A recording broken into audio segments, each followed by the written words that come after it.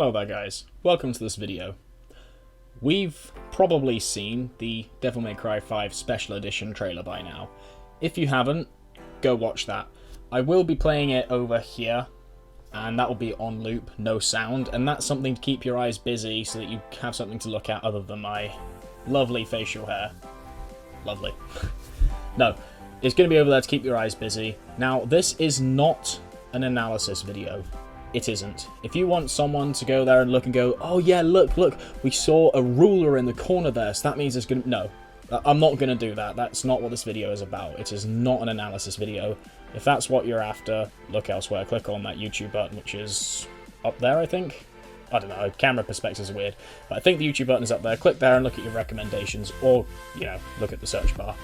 This is a video for me to talk about what the Special Edition is, and some thoughts on it. As you can tell by the title, I will not support the potential business practice. So, let me get comfortable here real quick. Right. First of all, who's surprised? How many of you watching are genuinely surprised that there's a Devil May Cry 5 Special Edition?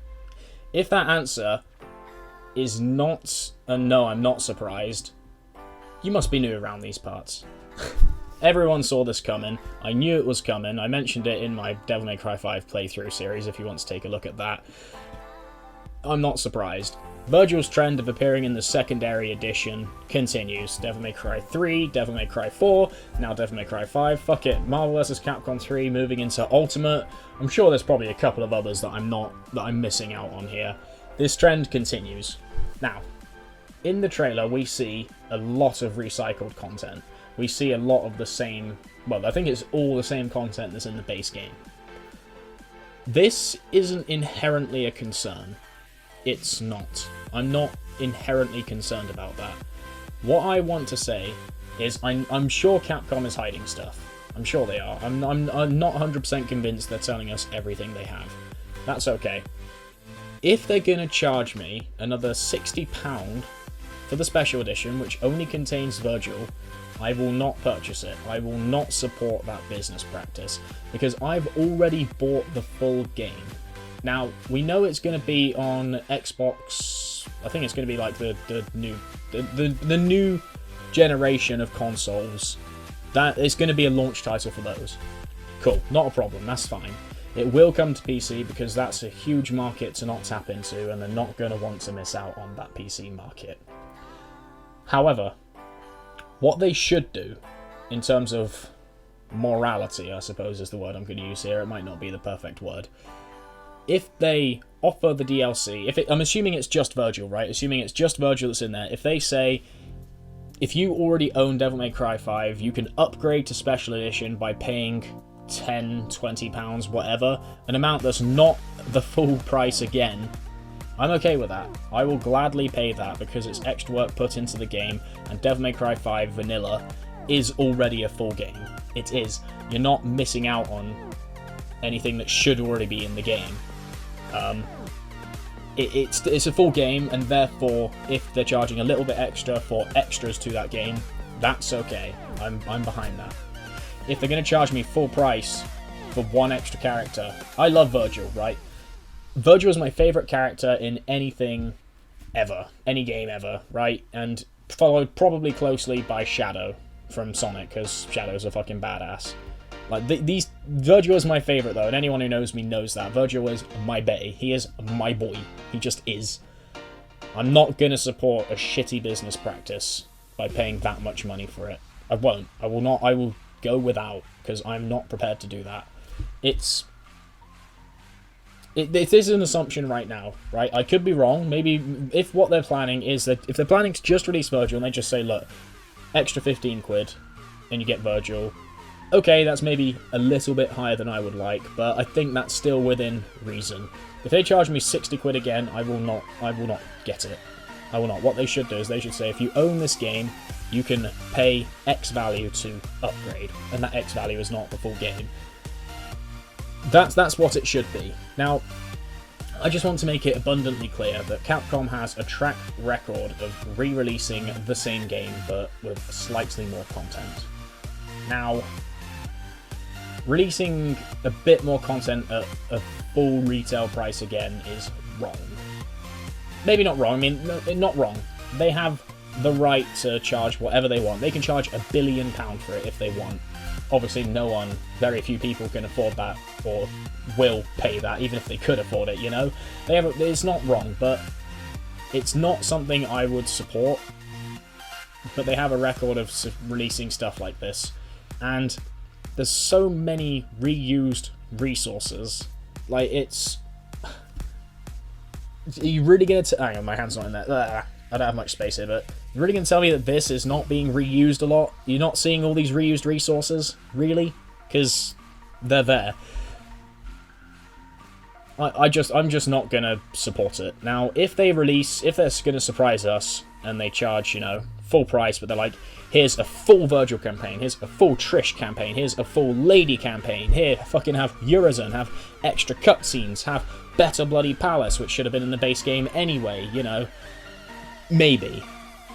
But I'm not going to support a business practice of charging me full price again for one character that has all the shit reused, because most of Virgil was already in the game's files. Just Boss Virgil is already enough of a character that you don't have to do that much more for. Obviously, they're probably going to add weapons of some description, but I feel like this is a trick. There's this move that Virgil does, right? It'd be really convenient if it pops up at this moment I'm talking about it, right? He gets his sword and he fucking stabs himself. And then V comes out, right? He turns into V. On the face of it, that's a cool idea. It's like, hey, here's this badass fucking Bubbles Judgment Cut, fucking rapid, you know, all this. And then you can have this Summoner class as well. That sounds cool. But I see that as, here's this character that you can already play as, and you just have this thrown in as to make it look like there's more to this character, when there's not, because you could just be playing B instead. And hot swapping is, yeah, I guess it's a nice bit of something, but it's not fresh, it's not new. Like, at least give him a full kit. That's what my suspicion is. My suspicion is that they're not giving him a full kit, and people can be like, oh, you can turn into V halfway cool, yeah, that's really sick. I don't think it is. I don't. I do kind of like the story elements of that, though, because then it means that they can bring V back whenever they want. That's kind of neat, and I think that's kind of an option select they've left for themselves, and I think that that definitely has potential and validity. But I still think that that's an excuse to not give us a fully fleshed out character. I'm just here to say I do not support business practices like that. I'm not prepared to. Again, if they just charge a reasonable price for the character and it's just like, pay us an extra tenner, you can have Virgil. Cool. Cool, because the base game is a full game. It just is. Even if Bloody Palace should have been a lot better than it was, because let's be honest, it should have. That video's in the description, by the way, if you really want to see that. A video where I talked about what should have been in the Devil May Cry 5 Bloody Palace before the game was released. And pretty much what I prophesized came true, more or less, which was just a basic Bloody Palace, lol. There's not really anything more to say, just it's a fantastic trailer for what they're trying to sell to us. It looks good. Such as, this is power! That's pretty sick. Like, I won't lie, like, that's fucking Craigasm. That's my poor Craigasm impression. But still, I'm not going to support it if it's a shitty business practice. We'll see. That's all I really wanted to say. It's a rant, it's not an analysis, it's not a discussion so much as me just... Well, what I want to say, really... We as fans, well, I don't know, this probably isn't fair to say. I was thinking, like, we as fans, if we want to have full releases in the future, we should stand against the DLC if it's shit. Which it might not be, like, maybe this video is pointless and it's a really fantastic DLC for a fair price.